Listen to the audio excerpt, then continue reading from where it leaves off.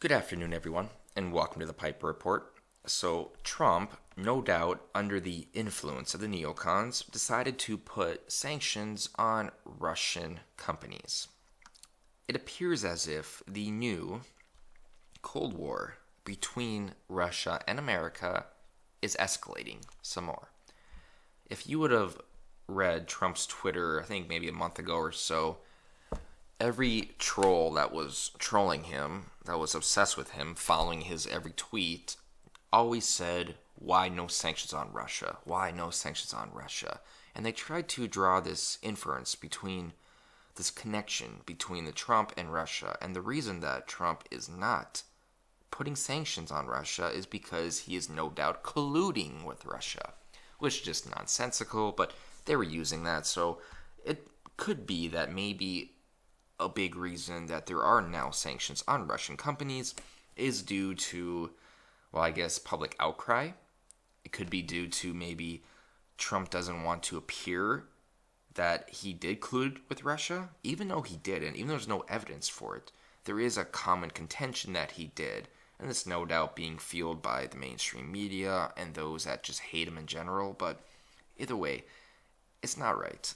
We should not always want to go to war with Russia. This is what the neocons want. This is what the John McCains want. This is what the Lindsey Grahams want. This is what McMaster's wanted. This is what, Mike Pompeo wants. All these neocons want to go to war with Russia because it feeds the military-industrial complex. And who gets money from the MIC? Well, people in Congress do. Because just like every other major organization or major group, the MIC, the military industrial complex, does indeed have lobbying groups.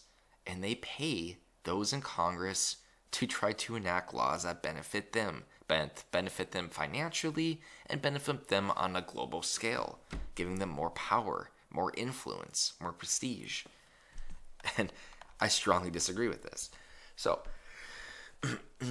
Donald Trump approved sanctions on 38 different Russian companies and entities in response to Russian meddling in the 2016 election and its presence in Ukraine and support for the Assad regime in Syria. Why would you sanction Russia for supporting Assad?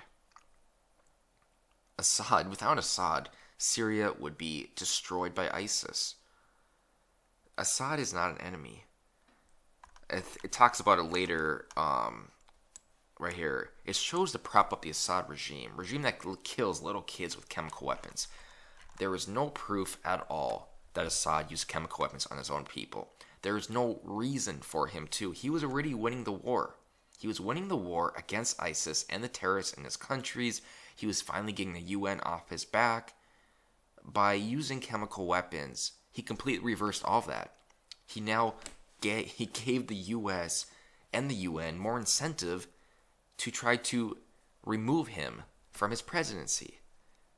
There was no logical reason why Assad would use chemical weapons. Not only that, so here's what happened. He used chemical weapons twice. I think the first one was in 2013.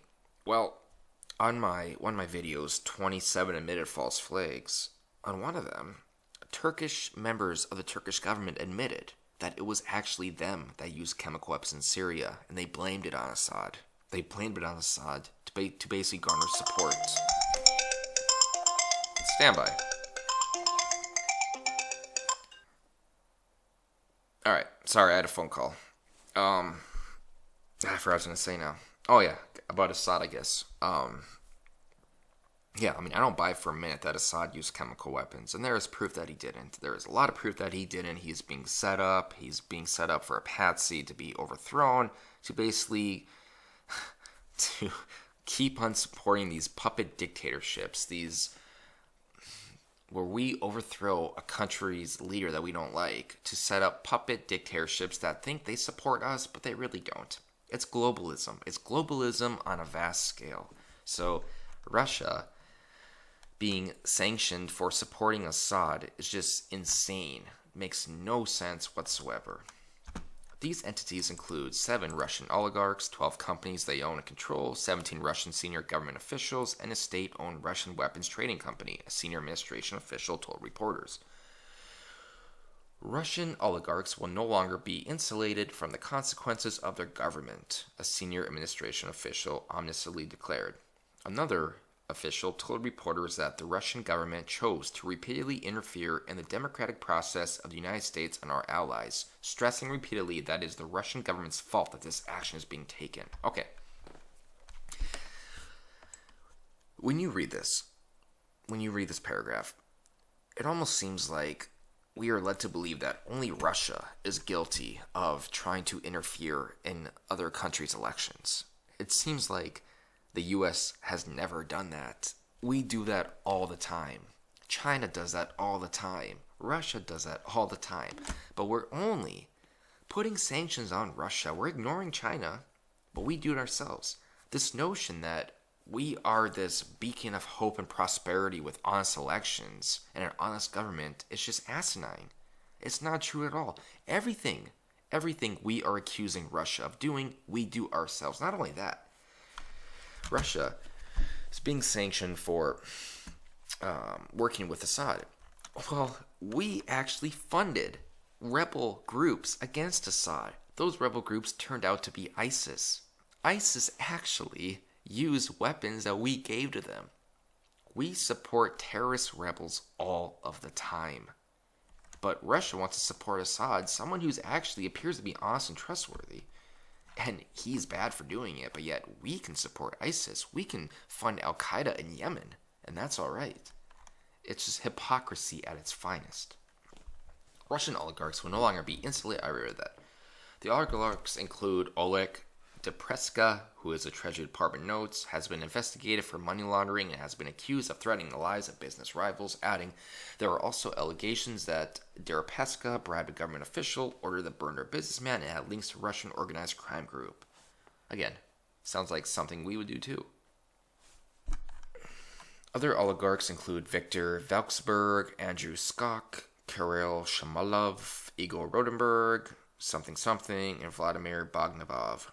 It chose to prop up the Assad regime, a regime that kills little kids with chemical weapons, a senior administration official stressed.